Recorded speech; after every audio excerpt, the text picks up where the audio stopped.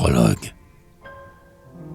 Les vieux maîtres excellents de l'école lombarde n'a certes pas créé ces tableaux d'un seul jet, tant leur style absolu témoigne du projet de ne confier rien dans la main qui hasarde. La Joconde n'est point parfaite par mégarde. Il achevait les yeux, la bouche, puis songeait. Chaque ligne en son tour logique s'allongeait, et l'ensemble palpité vie vous regarde.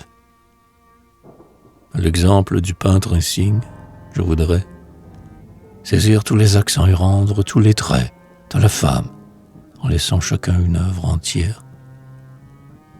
Et rattachant le tout d'un plastique lien, composé dans la forme, honneur dans la matière, une grande figure au front olympien.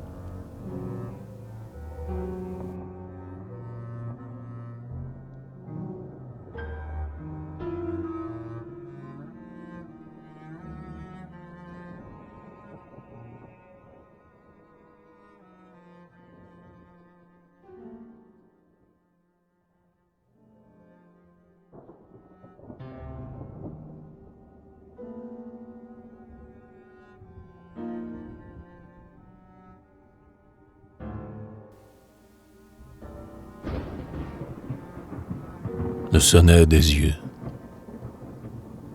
Le soleil des beaux yeux ne brûle que l'été. Plus tard il s'affaiblit, plus tôt il faut attendre. C'est un rayon d'avril, pâle encore et trop tendre, n'échauffant que la grâce au lieu de la beauté. Au solstice de l'âge, un instant arrêté, c'est un feu qui ferait revivre un cœur en cendres. Une flamme dorant, avant que de descendre, l'épanouissement de la maturité. Pourtant, un jour plus doux tremble dans l'aube blanche. On dirait que du sein de l'ombre qui l'épanche, mystérieux, il garde encore de la nuit. Le ciel profond n'a pas dépouillé tous ses voiles. Parmi l'azur, il semble oublier des étoiles. Et dans les yeux de vierge, une aube monte et lui.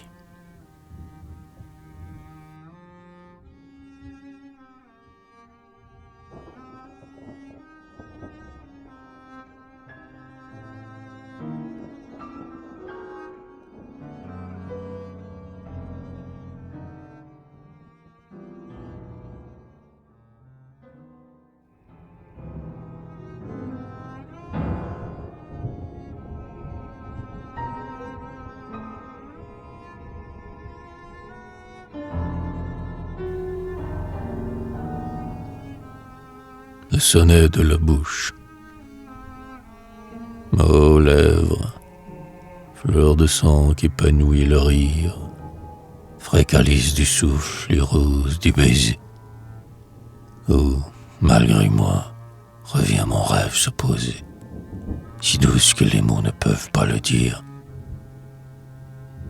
Lèvres, coupe d'amour après qui l'on aspire, désireux de l'ivresse et craignant d'y puiser. Le buveur délicat a peur de vous briser, et lentement avec extase vous attire. Je veux tarir ma soif à vos calices éclairs. À votre humide bord irradié d'éclairs, je boirai comme on boit l'eau d'une fontaine.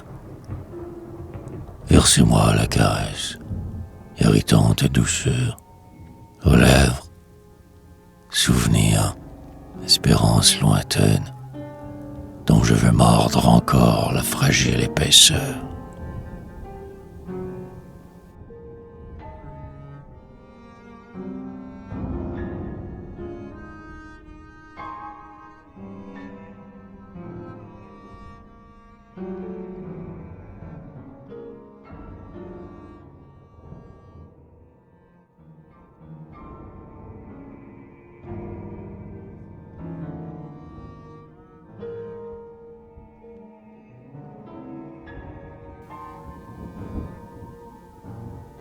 Le sonnet des dents.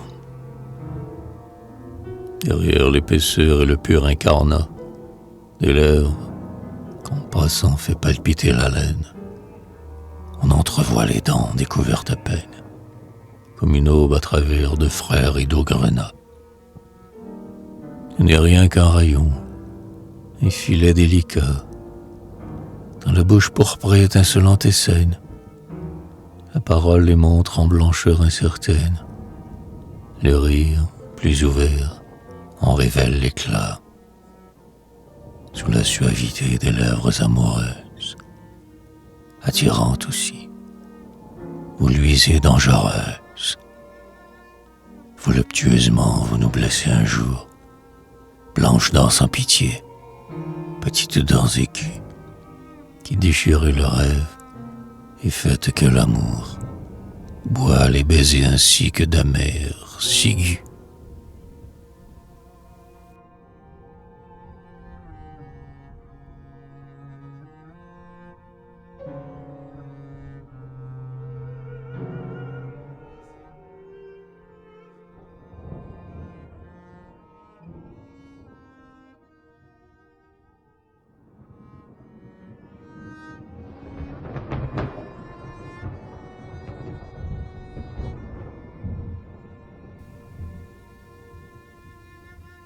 Le sonnet du nez,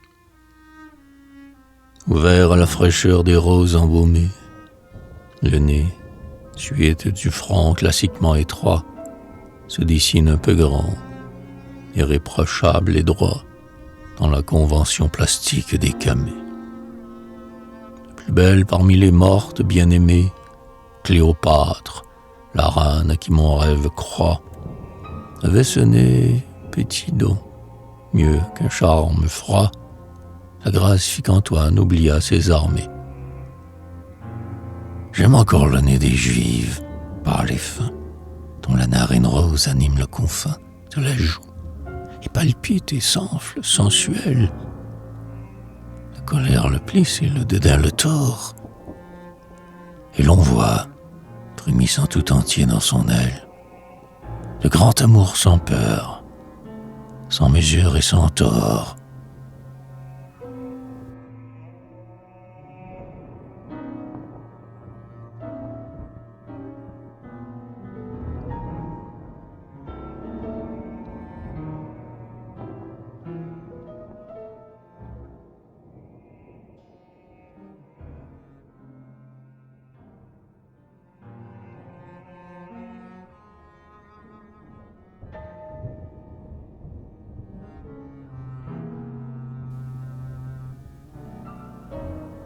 Le sonnet du front, ainsi que la lueur d'une lampe d'opale, veillant dans une alcôve ou devant un autel, ainsi, rayon d'amour ou soupir immortel, le feu de la pensée éclaire le front pâle. Ta lucide beauté ne connaît point le hâle, ni les molles langueurs des roses de pastel, et l'impeccable orgueil de tes lignes est tel qu'il saurait démentir les tortures du râle. À la fois transparence et reflet précieux, tu sembles répéter la lumière des yeux, dans ta blancheur d'hostie et tes rigueurs de pierre. Ton étroitesse est comme un abri délicat, car l'âme ne luit pas toute sous la paupière, qui concentre et dérobe à peine son éclat.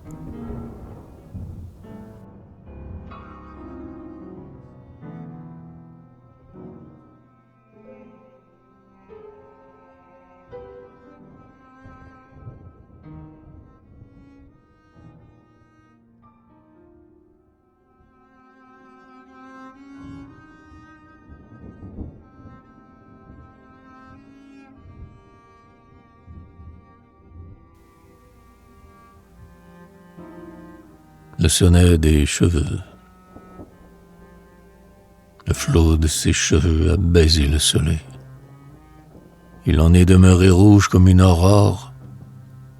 Il brille sur la tête auguste et la décore, comme un ruisseau coulant dans un pays vermeil. Les profonds cheveux bruns embaument le sommeil. Les cheveux blonds sont doux, un miel exquis les dort. Mais les roses sont plus beaux et plus puissants encore, et leur rayonnement aux flammes est pareil. Onde au cours puissant, mon désir s'abreuve, ruisselée et roulée éparse comme un fleuve, et faite à la chair un linceul en dormant. Je veux sur le lit blanc des tièdes encolures, comme un noyé, comme un lascif, éperdument, plonger mes mains dans l'or vivant des chevelures.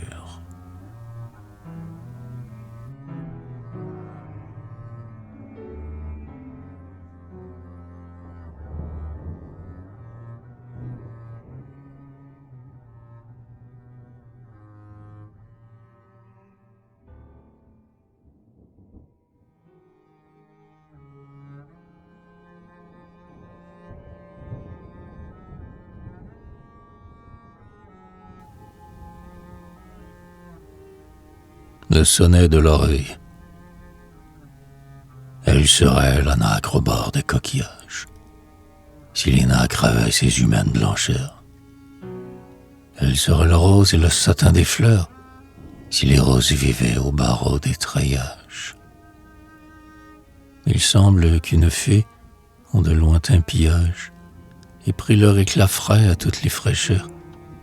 Leur coloris est fait de toutes les couleurs, et la lumière y trace, exquise, des sillages. C'est la volute et c'est la conque, c'est la chair, devenue arabesque avec son orlet clair, où préside une loi d'harmonie ancienne. Et vous avez, malgré la date du sculpteur, des airs de curieuse et de parisienne, qui fait des mots et qui provoque le conteur.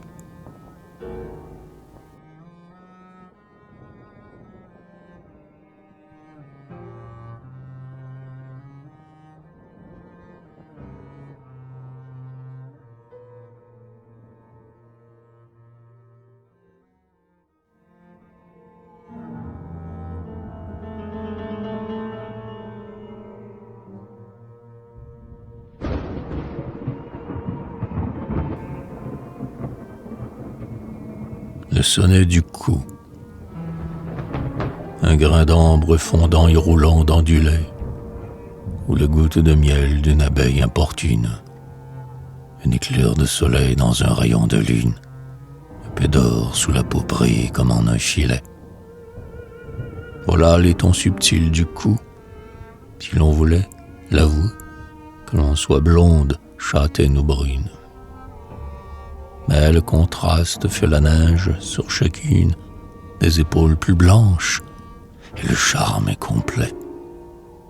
Droit, il porte au repos, comme une fleur insigne, la tête, puis se penche onduleux. Et le cygne, s'il avait cette grâce, aurait ce cou charmant. Puis se renverse avec la bouche qui se pâme, et trahit sous l'effort d'un léger battement, dans sa réalité le doux souffle de l'âme.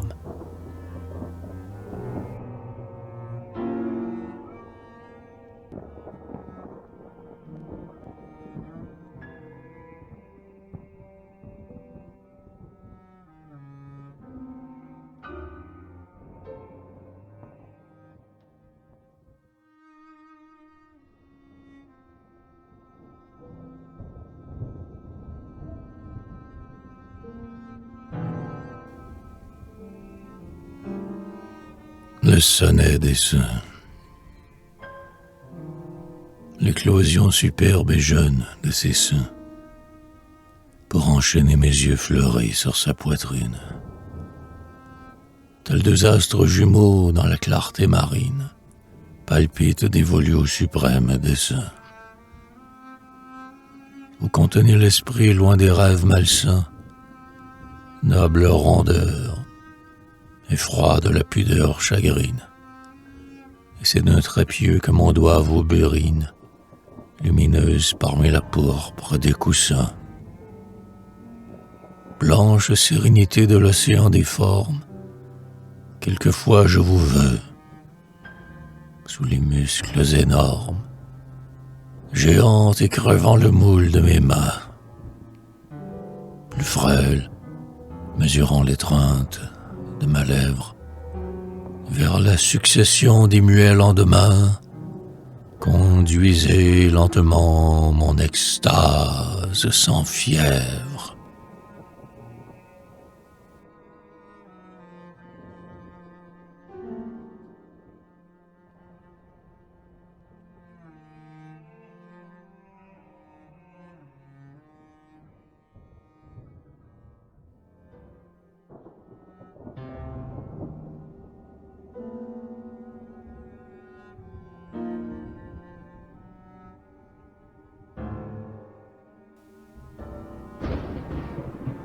Le sonnet des bras.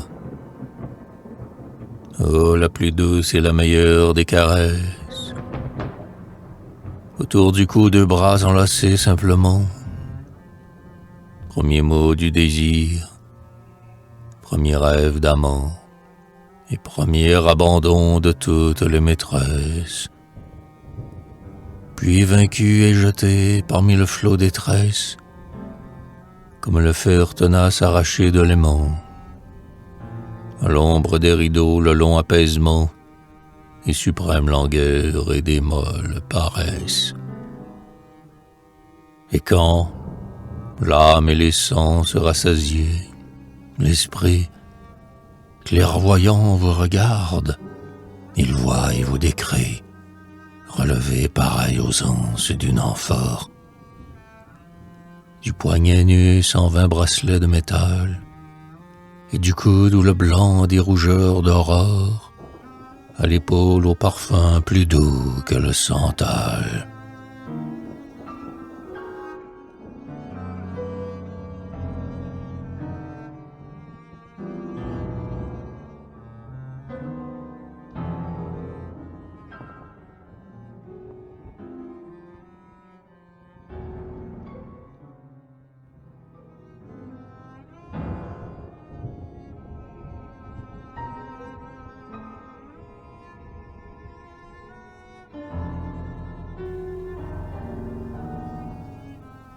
Le sonnet des mains.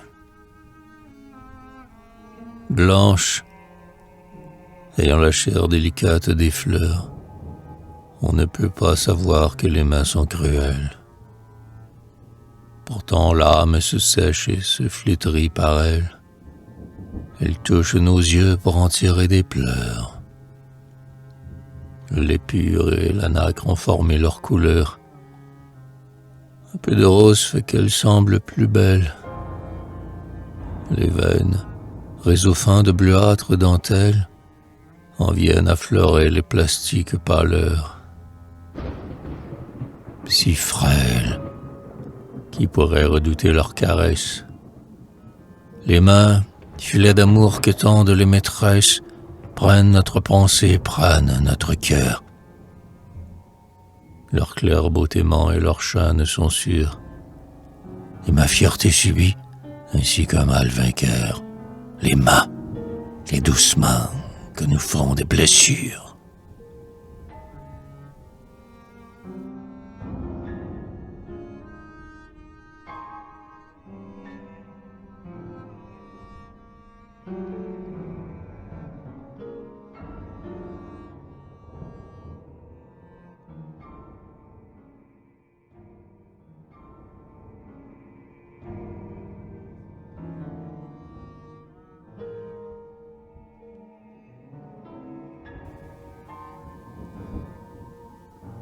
Le sonnet du ventre. Appuyé sur les reins et sur les contours blancs des cuisses, au-dessous des merveilles du buste, le ventre épanouit sa tension robuste et joint par une courbe exacte les deux flancs. Les tissus de la peau sont à peine tremblants, du souffle qui descend de la poitrine auguste, et leur nubilité sur les hanches s'ajuste et s'y fond en accord superbe et saillant. Un enveloppement de caresses ou de vagues en termine la grâce et dessine un pli vague. Des deux côtés, sur la solidité des chairs. Au milieu, sur le fond de blancheur précieuse, le nombril, conque rose et corolle au pli clair, entr'ouvre son regard de fleurs silencieuses.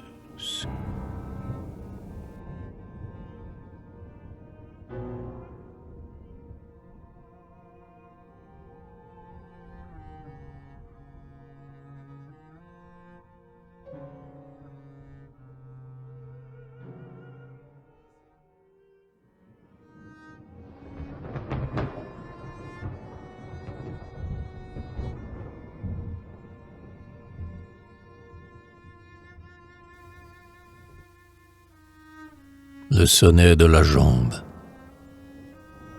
comme pâlit la joue au baiser de l'amant. Une invisible lèvre a touché la peau rose aux chevilles. Le sang glorieux les arrose, sans que leur neige en soit moins blanche seulement. Aussi qu'un peu plus haut le divin gonflement de la chair semble un marbre où la sève est enclose. Le genou souple règle à son gré chaque pose et conduit l'action du pas ferme et charmant. C'est la vigueur et c'est l'élan des chasseresses. Eux, dans le geste propre au plastique paraissent la détente du grand repos oriental. Et l'on songe à Diane, au front ceint de lumière, parmi ces nymphes, près des sources des cristal, la plus svelte, la plus superbe est la première.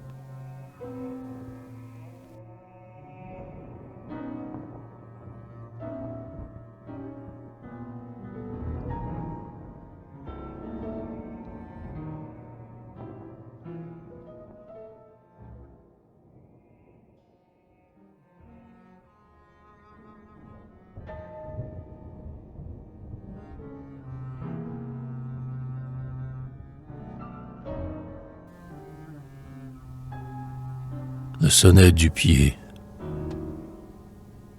Je veux, humiliant mon front et mes genoux, prosterné devant toi comme on est quand on prie, sous le ciel de tes yeux qui font ma rêverie, baiser pieusement tes pieds petits et doux.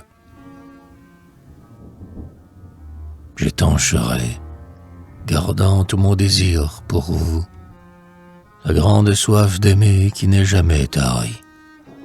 Ô petit pied, trésor dont la beauté marie, la rose triomphale éclaire aux lys jaloux.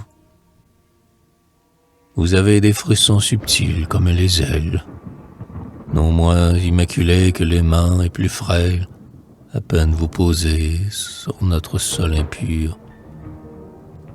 Peureux, lorsque ma lèvre amoureuse vous touche, je crois sentir trembler au souffle de ma bouche, des oiseaux retenus captifs loin de l'azur.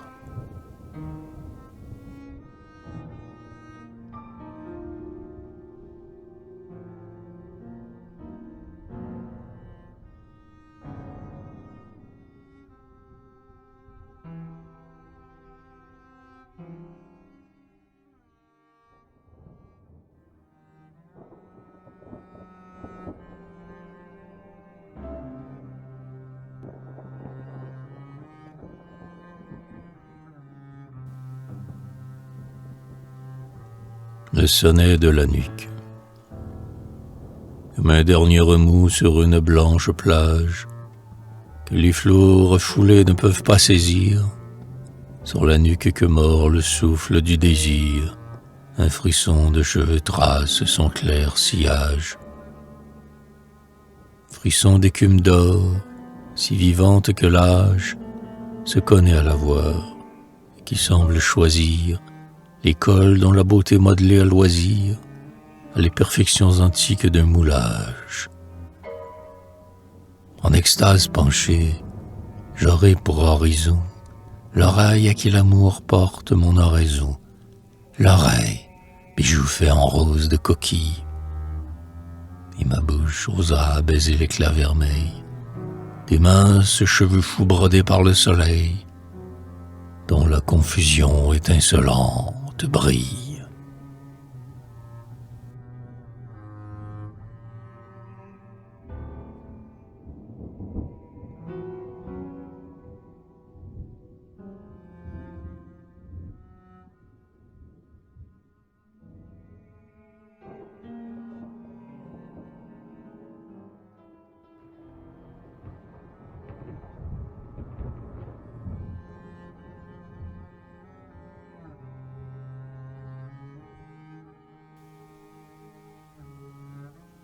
Le sonnet des épaules. La courbe n'eut jamais d'inflexion plus douce, excepté quand elle le sent pur et charmant. Elle laisse tomber leurs ondes mollement dans la succession des lignes sans secousse. une ombre d'or que font des duvets et des mousses, à laisser à l'infini l'épanouissement. Et les songes légers qui viennent en aimant, sur elles vont dormir au bord des tresses rousses. Opulentes, sans rien qui sente la maigreur, elles ont, n'étant pas sujettes à l'erreur, l'impeccabilité de marbre des déesses. Nul voisinage exquis n'est pour elles gênant. Elles n'ont pas besoin de faire des promesses, car elles sont tout suprêmes et rayonnants.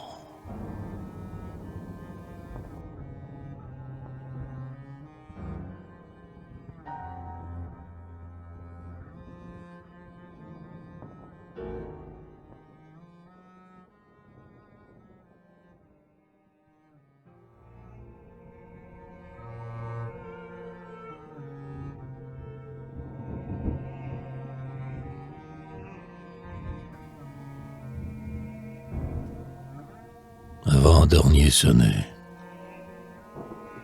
Les Grecs, pour honorer une de leurs Vénus, inscrivaient Callipyge au socle de la pierre. Ils aimaient, par amour de la grande matière, les vérités des corps harmonieux et nus. Je ne crois pas au sophossement ingénu, et qu'il l'éclat du beau fait baisser la paupière. Je veux voir et nommer la forme tout entière, qui n'a point de détails honteux ou malvenus. C'est pourquoi je vous loue, aux blancheurs, aux merveilles, à ces autres beautés égales et pareilles, que l'art même, hésitant, tremble de composer. Superbe dans le cadre indigne de la chambre, l'amoureuse nature a un divin baiser. Sur votre neige aussi mis de fossettes d'ambre.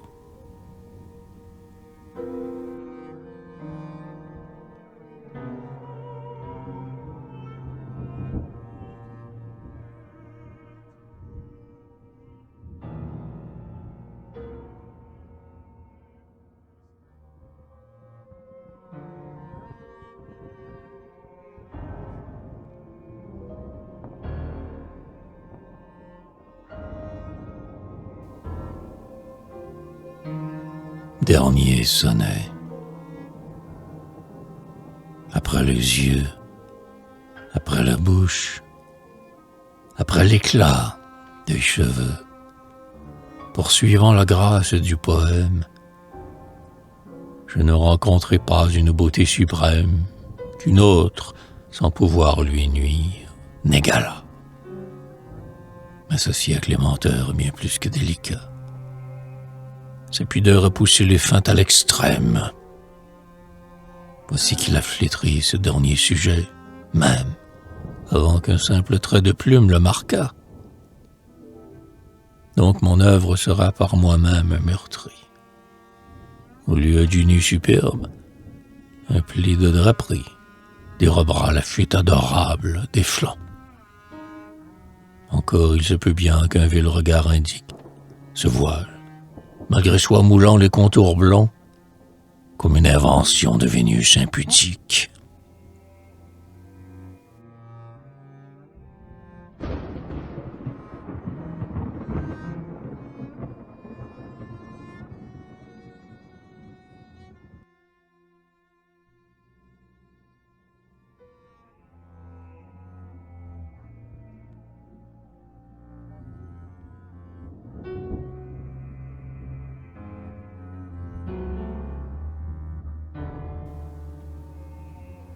Épilogue. Mon esprit, secouant ses ailes de corbeau, a voulu fuir le poids de l'ombre coutumière, et son vol a monté vers la splendeur première, pour étreindre et fixer le poème du beau. Si je n'ai pas tenu sûrement le flambeau, c'est que j'aurais tremblé, vaincu par la lumière. Si tu n'as point surgi, déesse tout entière, c'est qu'au moule parfois l'œuvre laisse un lambeau. Pourtant j'aurais voulu te dresser toute nue, blanche création de la force inconnue dans le rayonnement de ta réalité. Et j'aurais simplement montré du doigt ta forme, dépassant par le seul effet de la beauté les efforts monstrueux de la matière énorme.